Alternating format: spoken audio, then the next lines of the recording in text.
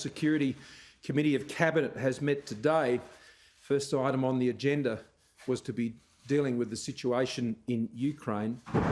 We remain highly concerned about the deteriorating situation in Ukraine and seeing the military build-up that has been taking place there for some time.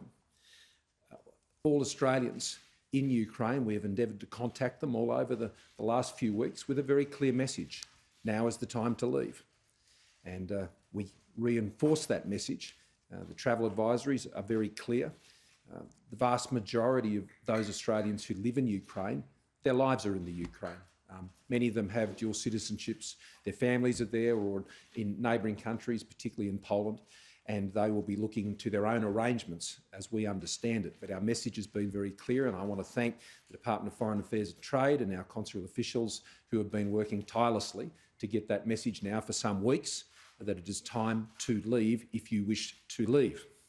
We also encourage Russia to continue in their engagements and discussions with other countries who are seeking to resolve this issue, but we hold out real concerns about where this will ultimately lead to.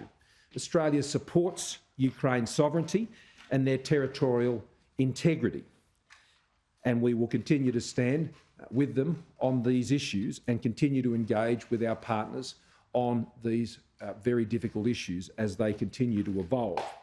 The Quad foreign ministers will actually be meeting here in Australia later this week, and that will be a further opportunity for us to be discussing collective security issues and our shared prosperity from our engagements together, particularly in the Indo-Pacific. But again, we would be urging Russia to remain engaged in the reciprocal dialogue. And any breach of Ukraine's territorial sovereignty is not a mark of peace. It is a mark of those who would seek to take sovereignty from others for whom it should reside with.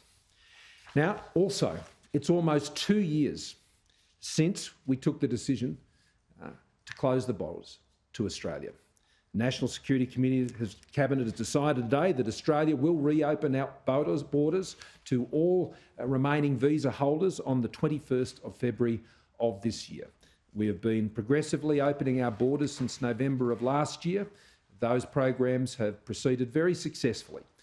Whether it was the programs we had in place with New Zealand or Singapore, and then with Japan and South Korea, opening up to international students and backpackers and economic migrants who are coming to Australia, that will now be extended principally to international visitors who will be able to return.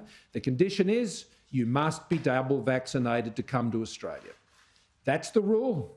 Everyone is expected to abide by it, and it's very important that people understand that requirement if they're seeking to come to Australia. But if you're double vaccinated, we look forward to welcoming you back to Australia.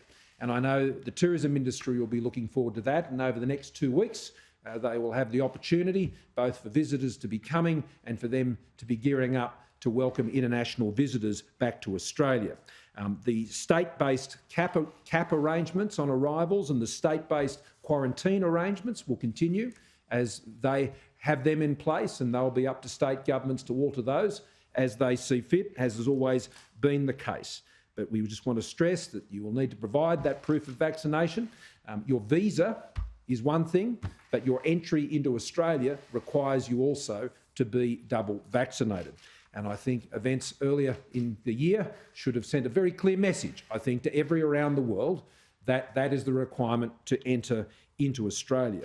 The third matter that we were dealing with today, amongst many others I should stress, was the aged care needs and our response to Omicron.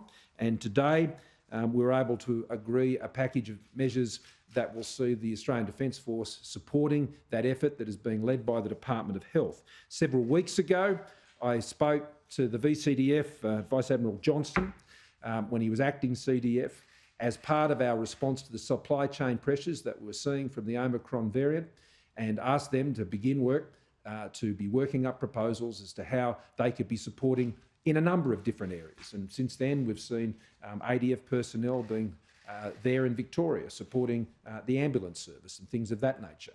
And we've seen them supporting in other areas. But now they'll be joining that effort. Now, I want to be very clear about this. As I said several weeks ago, the Defence Force are not a surrogate workforce for the aged care sector. There are around 285,000 people who work in the aged care sector. So the idea that the Defence Forces can come in and just replace all of the shifts that are lost because people have COVID. We already relaxed the close contact rule, and that had a real positive impact. But the idea that the Defence Forces could just simply come in and fill that gap is just not realistic, and was never a scenario or an option that was under consideration, because it's just simply not feasible.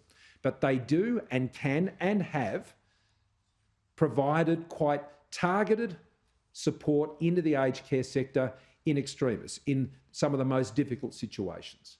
And the teams that we'll be bringing together, just 4 teams, will be placed at 24 hours notice to move from today, and that will increase up to 10 teams at 24 hours notice. And that is to go into acute situations, working together with the health departments and public health agencies in each of the states and territories, and of course the aged care minister.